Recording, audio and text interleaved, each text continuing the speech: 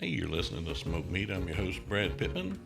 Smoke Meat's brought to you by Joe's Underground at the corner of 8th and Broad in Augusta, Georgia, in the bottom of the Lamar Building. Great place to go meet new friends, go hang out with old ones. Either way, Jeremy and the gang make you feel like you're at home for the first time you walk in there. Every time you walk in there, you're just going to have a blast. So just go on in, have a drink, and chill out, relax. Tell them I sent you, and they'll say so. But nah, go in there and just have a good time at Joe's. It's the corner of 8th and Broad in Augusta, Georgia, in the bottom of the Lamar Building. Today on Smoke Meat, my guest is Thomas Churchill.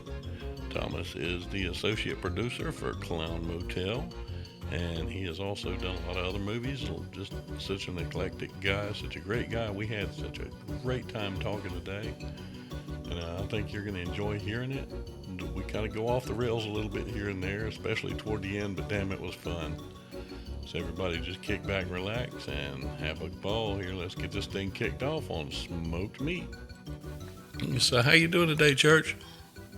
I'm doing wonderful. How are you? It's a Man, pleasure to be on your show today. man, thank you. If I was any better, I'd be twins.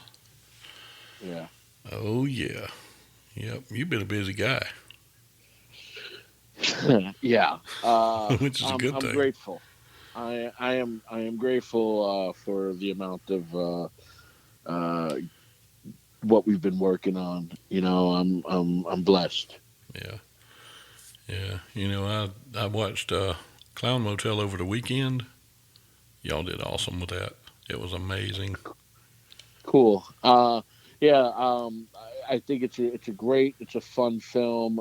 Joe Kelly hit it out of the park with his writing and directing. I came on the project later on in it as one of the producers to help them out. I know we started filming the second one, Clown Motel 2, where I think I got a little part in the film. So I'm looking forward to uh, seeing what Joe has up his sleeves with this film as well as working alongside some cool friends and everything. Yeah, yeah. That's the neat part about doing this kind of stuff is, like I say, I feel like I'm making friends with these things, and Uh huh. you form those bonds, and it works. You get people that you click with, and there's nothing like it. Well, you get yeah. I mean, with what I do is there's different levels of I got different groups. I got my acting buddies and acting friends that you met along the way, and then there's the writing group that a bunch of writers that get together, and then you got your directors and your producers, and before you know it, you kind of made your own little circle of friends within your own indie community. It's great. It's a great feeling. It's family. There's always a family atmosphere Yeah, when it comes to working with the people you'll enjoy and friends and love. yeah, yeah, and that always makes it better. Somebody described it to me the best when they were with a group of friends doing a movie or anything. Said it's like being a kid and playing dress up, Right. and that's pretty cool. Whenever you're doing what you love, you're not working, Right. and to me that's just an awesome thing. And I couldn't agree with you. I mean, it's look. I've back in the day, I've done jobs that people made a career out of. I was operations manager in pharmaceutical companies. I worked for Boar's Head. I painted mansions, and I was a carpenter. mhm, And all along, I always did the film business as a parallel life. And it was something that was always in me since I was a baby, since I was a little kid, and I always wanted to do it, and I just never gave up and continued to push and push and push, and uh, next thing you know, find yourself doing what you love to do, and there is no other day job. I'm blessed to just do this full time, and I'm grateful. Um, so I mean, I'm living proof out there that if you believe in yourself and you believe in what you can do, you can achieve in what you can do. You Definitely. just got to believe, you'll achieve, and then you'll receive. And just be grateful at the end of the day. In the Uh, beginning of the day, at the end of the day, just be grateful for all your blessings. yeah, that's it. When like this show, I do this show. I'm a full time paramedic, and this is how I wind down. This is as But much that's therapy great. for me as it is for everybody coming on. Well, paramedic is. I mean, you are. I applaud you. This is you. You're on. You're the first. You're on the front lines with what's going on with this world, and I mean, I'm grateful for you. I'm Oh, grateful for everybody in the healthcare business that's saving lives right now and protecting us. oh, Thank you. th- Thank you for your service. thank you very much. I've been doing it 30 years, and like Wow, you've been doing it since you were 4? I say, I wish. Oh man, I passed that age a long time ago. Oh yeah, Yeah. but I have fun still, so I feel like I'm about 12. Yeah. You know what it is? To me, there is no. When people say, "Well, act your age," how can you act your age? Yeah, I mean, you act the way you feel, and I feel like I'm still in my 20s, and that was a long time ago. And I love to have fun every day. I love to wake up and just enjoy life and understand that you know life never works out the way you plan it because there's always but you just gotta live every day and be grateful for what's dealt to you and appreciate it, yeah. because like I always there's that expression, you know uh man plans and God laughs, you know Hmm. so I think that's pretty funny, but Oh yeah, anyway. and that's the truth too, man. I swear it is. But yeah, Yeah. I do this show to wind down, and I started. I'm actually coming up on a year. Oh wow, congratulations, Yeah, happy anniversary. thank you. And I started doing it, and the first episode was me and a guy that I work with just sitting in my garage talking, and we had a great Nice. time. And here and there, I Yeah. would do a couple of little interviews, but I would just mainly just get on and talk myself.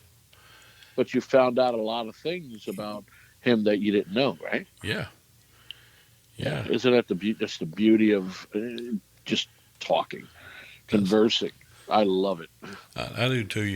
I tell people I don't want my show to be that canned thing that everybody does because you can pick any celebrity that does these things, and you can listen to 4 or 5 shows, and out of those, all the questions just about are the same question. You can tell they're so tired of answering those questions. Oh, of course. You And gotta you gotta be like Captain Kirk yeah, and boldly go where no man has gone before. exactly. I mean, when I say this thing can take a turn, dude, we've talked ghost hunting on here. I've talked Bigfoot with people on here. You name it, we talk about it. Yeah. Being an entertainer and in the entertainment field, my life is pretty much an open book. Yeah, So you can ask me anything. yeah. That's the way I am. I look at it this way. I'm too old to hide anything anymore. I'm done with that. Love me or not, here I am. That's right. That's how I tell people. You either love me or you hate me. Yeah, But the one thing you'll understand is you appreciate me at the end. exactly. And I know we're both right at the same age, so you can appreciate this. This is where we veer off course immensely. You're pushing 81. I'm I'm going to be pushing. 81 next month. I'm pushing 93. God bless you. I feel like it some days. But Yeah. remember the Evil Knievel stunt cycle? On the record, I want to say I have no idea what you're talking about, but of course I do. I had one of those. That was the best toy in the world until it started skipping. Oh And yeah, that came out around the same time. There was another toy that a lot of people don't remember, but there's just a selected few. Uh, um, oh my God, I just went blank. God, Ricochet Racer. yeah, You remember? You remember Ricochet yeah, Racer?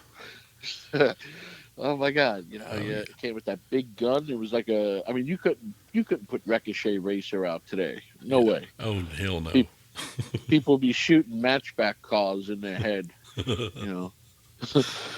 Oh man, but But it would be so much fun. Remember the little gun that shot the little discs? yes, Did yes, did you ever yes, figure out yes. that it could shoot dimes? No, no. Yes. I mean, everybody around me probably did, but not me. Yep. We I figured mean, out it I'm could shoot. I'm I'm around the age where when GI Joe was just one man with lifelike hair, Yeah. I remember the and he little. had the kung fu grip. Oh yeah. And he was tall. He wasn't a little bitty 4.5 inch action figure. He was tall. Nope, nope. And he used to lose his hair the same way everybody else did. It Hmm. always started in the back. I never understood that. Mm-hmm. It was a damn doll, Action and figure. every yeah, every time and he came with all the different clothing, and you had to go out and buy new clothing, and Mm-hmm. it came. I remember we had my brother and I had his Jeep, Oh we yeah. had his truck, we had his little the raft, Mm-hmm. the boat. GI Joe was the man. Oh yeah. Oh yeah. I remember Yep, I had the Jeep and I had the little tent looking thing with a little radar dish on top. that's right. That's Oh right. yeah. And then I replaced those when SWAT, SWAT and the Bionic Man came out. I had those toys too. Mm-hmm. Oh yeah. It's funny. I was thinking about the Bionic Man a while ago. You know, they used to call him the $6 million man. If they Yeah. remade that today, it would be about a guy that had stitches. They actually are remaking it, and they did change the title already. Mark Wahlberg's working on it, and now it's called the $6 billion Man. Oh man, if Wahlberg's working on it, that's about how much it's gonna make at the box office. Yeah, Oh yeah. yeah. It's exciting. It's exciting. I mean, he's supposed to be working on another project that I is one of my favorite movies from the '80s. Is a Burt Reynolds classic called Sharky's Machine. I remember Sharky's Machine.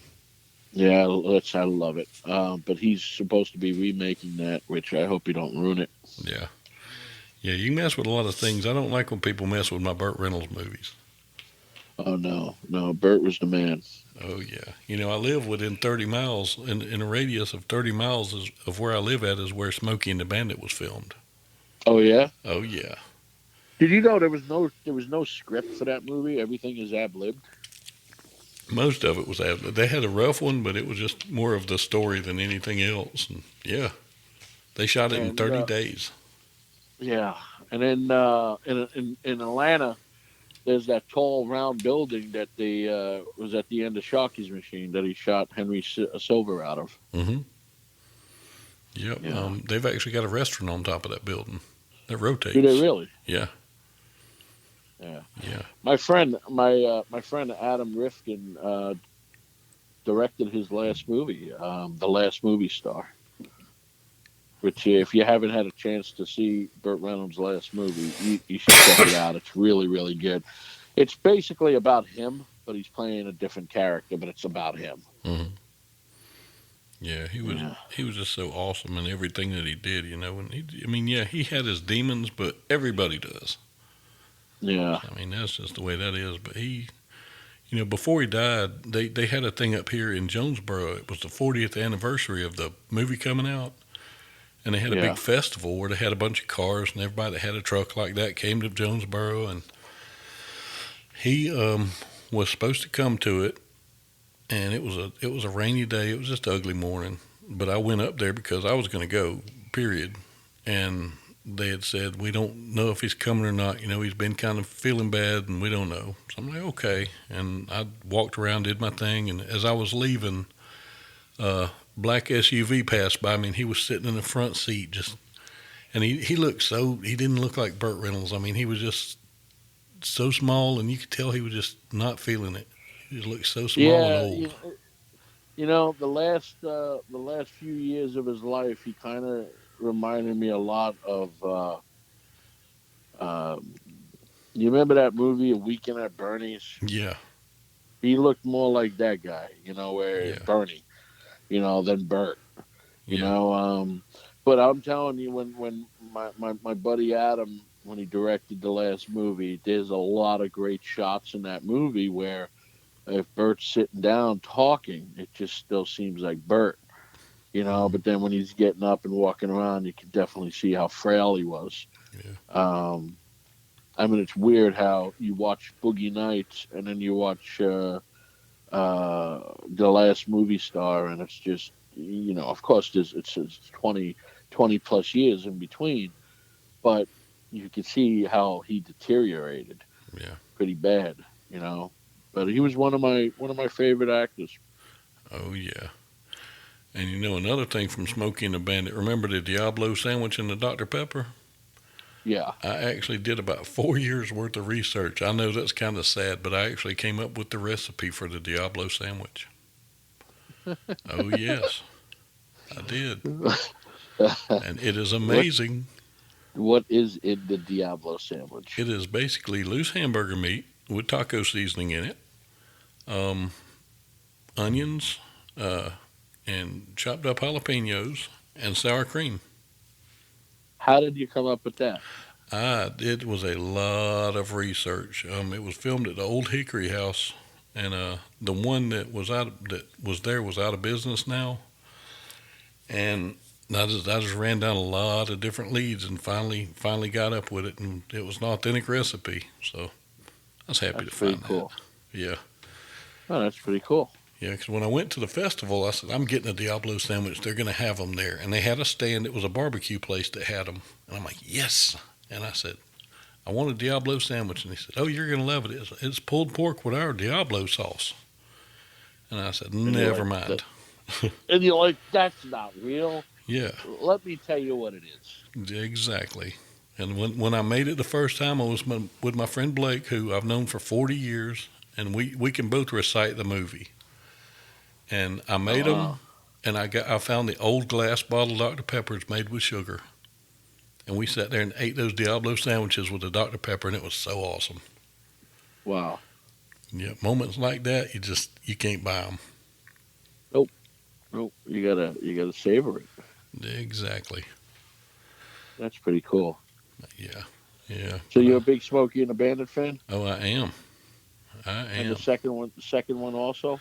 The second one I like all right. I'm still the first one. The third one is an abomination. Well, yeah. I mean, he wasn't even in it. Yeah, the third one was just the money grab, and I don't blame them. Right. But man, Yeah. it was rough.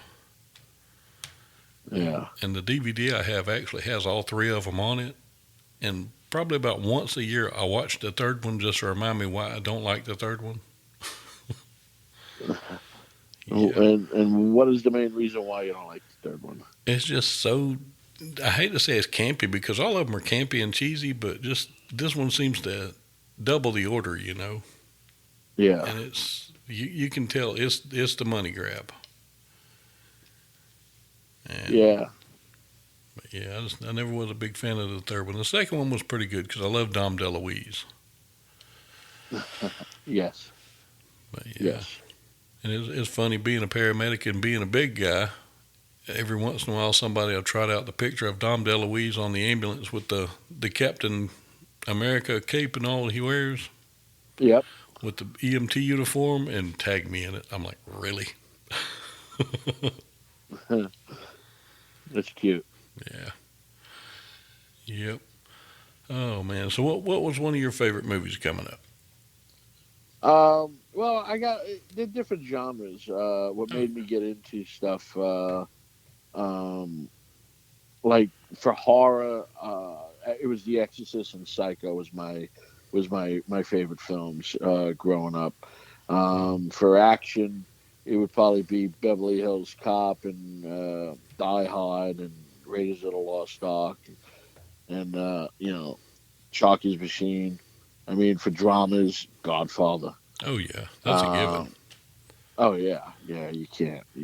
And then what got me mainly, what inspired me to do films was I guess it was between King Kong was one of the first movies I remember seeing in the theater, Hmm. the '76 version, And then it was followed up the next year with Star Wars. And then pretty much the year after that was Superman. And then you got Close Encounters. And then there was Indiana, then Raiders of the Lost Ark. And so it was just like a bam, bam, bam, bam, all these incredible blockbuster films that I just wanted to live there. I wanted to live in that world. I wanted to know and understand what makes these movies.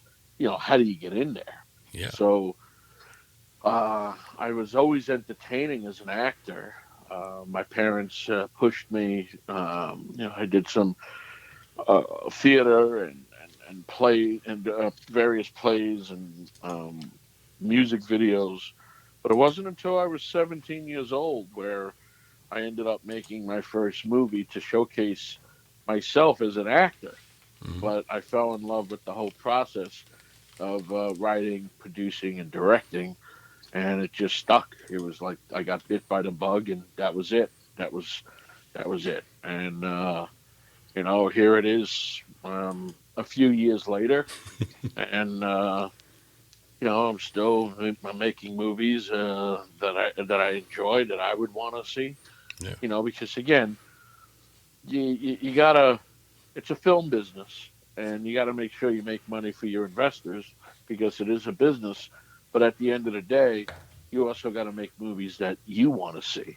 Yeah. What makes you, what makes you kick, and so that's basically, that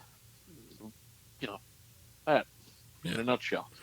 Yeah. And that's some something that really rings true with me. Is make the ones that you want to see, because when it boils down to it, you sound like me, just a normal guy, and I am. I believe that. I am. I believe whenever you do that, you're representing normal people everywhere, and to me that goes a long way, because the normal person just wants to see cool stuff.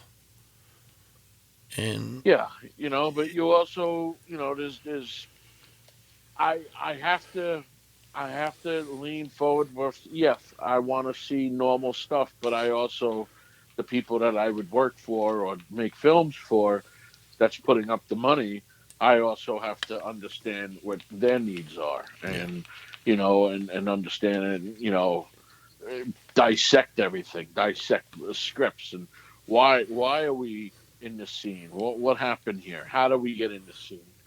I mean, you can't just tell a story because you just want to tell it, and that's the way you feel. yeah, Everything has to be organic. It's got to grow. It's got to understand why we got here. You just can't compile a bunch of cool scenes and then write dialogue for some friends and say, "Come on, join me. Let's make a great movie." Because again, at the end of the day, if this is what you want to do, and you want to make a living at it, you have to give it 100% and quality. Otherwise your films are going to be crap. oh yeah, Just like for you, I mean, you're a paramedic. If you don't give 100% in quality every day that you go out and ride into that truck, you're going to lose somebody. yeah, yeah, So I mean, everybody's job is, no matter what they do, there's a strong purpose and a real quality to it. hmm, Someone has to, a school teacher, their gig is to make sure that the little brains that they're teaching are going to grow up to run the world, one day. You know yeah, what I'm saying? yeah. And it's funny because a lot of people now, don't don't take pride in what they do, and you can tell. No. And I Oh, yeah, despise that. My dad yeah, always taught me before he died, if you're going to work for somebody, you give them their money's worth and a little bit more. You that's do right. your job to your best knowledge, and I try and instill on young EMTs. I said your reputation is one thing you carry your entire career, and if people know that you're not going to go the extra mile for people, or not going to do this and keep your truck clean and look good and all that, I said it shows and it'll follow you forever. And Same thing with your films. yeah, At the end of the day, your name is on those movies. yeah, So, my goal in life is to create great entertainment for people because long after I leave this world, I want someone to dissect my movies and talk about it to like film schools and say, or what were you thinking? What do you think Church was thinking when he set up this shot? Why did he choose these colors in the scene? Why did he choose this costume? Why did he choose this particular actor to pick this word? I want people not just to watch the movie, to live the film, to yeah, be entertained, to kind of get sucked into that storyline because basically if they're watching a film, they're either they want to be entertained for many reasons. They just like the movies, they love cinema, or they're looking to forget about their world for the next 2 hours. hmm, So for that, you have to submerge them into something that they're investing their time to get into a journey with you and to watch and learn your story. You want to entertain them. You want them to finish your film and say, "Wow, that movie was really good. That storyline was good." I don't try to do the same type of movies that everybody does. I have my own style. hmm, I have my own taste, and most of all, I don't want to be cliche. I don't want to do the same movie. So I like thrillers. I do action films. I do action thrillers. I do horror thrillers. hmm, I do family films. I do holiday films. If it's something that makes me, you know, that I want to that I feel connected to, I want to try it. I want to do it. And again, at the end of the day, I'm leaving a legacy. yeah, yeah. And a lot of people don't realize that, but yeah, I mean, even this show, right now it's just a podcast among millions.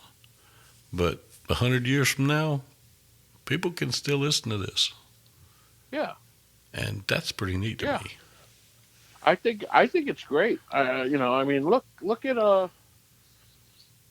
at Charlie Chaplin and Buster Keaton. I mean, they were doing shorts. They did these little shorts, and this is what people went and kind of like they were doing YouTube before YouTube. Yeah, They were doing these little short films until somebody decided to let's make it extended.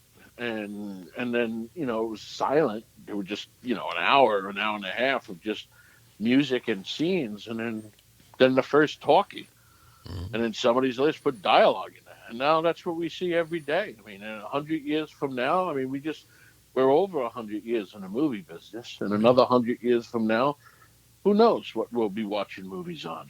yeah, yeah. I mean, hell, for all we know, you can hit a button on your watch, and all of a sudden, those little beams pop out, and you're watching a movie in midair, or even a They, hologram. Who knows? they have that now. I mean, there's a cell phone that you can project Oh yeah, stuff on a wall. I mean, we're not too far away. We're not too far away from all this, and I just think it's fantastic. I mean, there's so many platforms. That's why, to me, with indie filmmakers today, they don't realize how much they have it as opposed to when I was coming up, when I was doing indie work when I was 17, 18 years. I mean, still doing indie work, but I do some studio films as well. yeah, But when I'm doing, when I started, there was nothing to the independent man. The way you edited, it was always on hard equipment because we didn't have the finances to go get this big, elaborate editing system. mm-hmm, It was either two VCRs back, with the little stereo in between. mm-hmm, Nobody had these computers and with all the software given to you now and these cell phones where you can actually make a feature film on.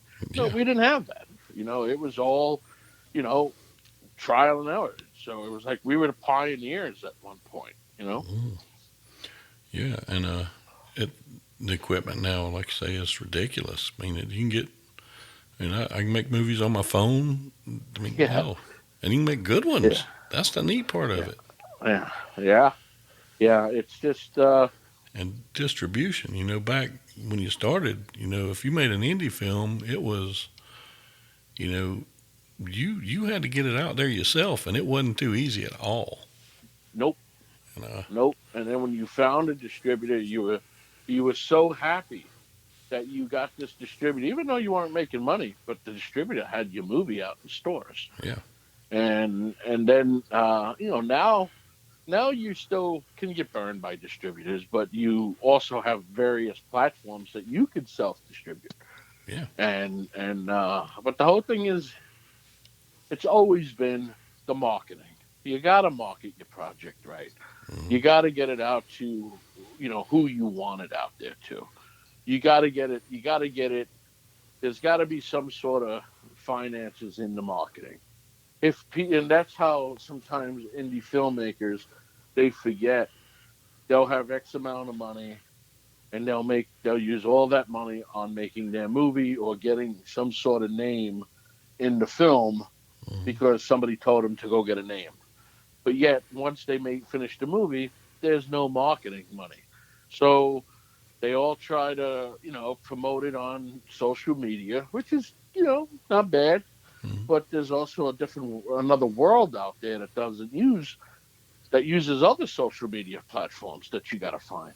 yeah, So, my advice would be, whatever budget you have, cut it down, have money from the budget to promote it and market it, and then have money to make your movie and finish it. yep. I've actually got some friends who are making a fan film, a Freddy versus Jason fan film, Oh, very and nice. it's. I watched the trailer the other day, and it's, man, they're doing so great. And like I say, they've done some crowdfunding and that kind of stuff for it, and they're all working their butts off. But it's a labor of love because being a fan Yeah, film, they're because not going to make anything. no, they can't. Yeah, They can't, and I mean, they'll get sued. yeah, But that's the thing, I mean, look, I love fan movies. I love seeing the passion that goes into it. yeah, But for all the money that you're putting up making a fan film, all that money that you raise, just turn it and make a regular film and showcase your talents that way. hmm, Then yeah, you can make some money and pay back your investors. yeah, yeah. That would be pretty Yeah, cool to do too. yeah. But yeah, I love anybody that's got passion for what they do because you Oh, don't see it absolutely. enough. You don't see it No, enough in this world now. Everybody wants everything handed to them. Don't want to work for it. And yes, I was brought up. yes. You want something, you work for it. Everything I got in my house right now, including my house, I work for. That's right. And Today people are all about the instant gratification. yeah, I blame the microwave. That's what got it started. The microwave. Yes, remember the first microwave you ever saw? Yeah, yeah. I remember my TV dinners didn't come in aluminum no more. Yeah, my aunt Hazel had the first microwave we ever saw. And when we went to her house and saw it, she cooked us eggs in it. Uh, And it stunk up the whole house because you don't microwave eggs, they stink. And right. they were like rubber. I mean, we could have bounced these things off the walls, but we thought it was so cool because it took 30 seconds. That's funny. And it takes 30 seconds to scramble eggs anyway. But I what? remember back in the day when my mom used to make. I mean, before the microwaves, when we had the TV dinners. Yeah. I mean, you either get the chicken or the turkey or the a meatloaf, Hmm. and you ate everything. You ate out of all four sections or three sections, and then you always saved that middle dessert, that warm chocolate little cake or that little apple pie for last. Oh, yeah. You Oh, know, yeah. And I always that wondered was the where they got best. those peas and carrots from because the texture on them, they were always hard, but they were good. Yeah, yeah, yeah. But oh, Uh, yeah. And I remember my aunt actually cooked a turkey in her microwave one time. Wow. Yeah, don't do that. No. Never, never, No. never, never, never. It's No. nasty. And she's probably still haunted by that bird. The bird is glowing and Oh all coming after you. man, like a fat phoenix. Oh, that'd be an awesome movie, Fat Phoenix. Fat Phoenix, it rises from the microwave. Well Stand played. back. This 15 seconds is gonna kill you. Then they reheat. Watch out. That's the sequel. Oh, Reheat. oh yeah. It's funny. You just thought you were done with a turkey. Now it's the turkey's turn to get done with you. Dun Reheat. dun dun.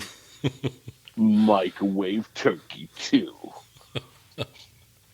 There's no gobble gobble for you.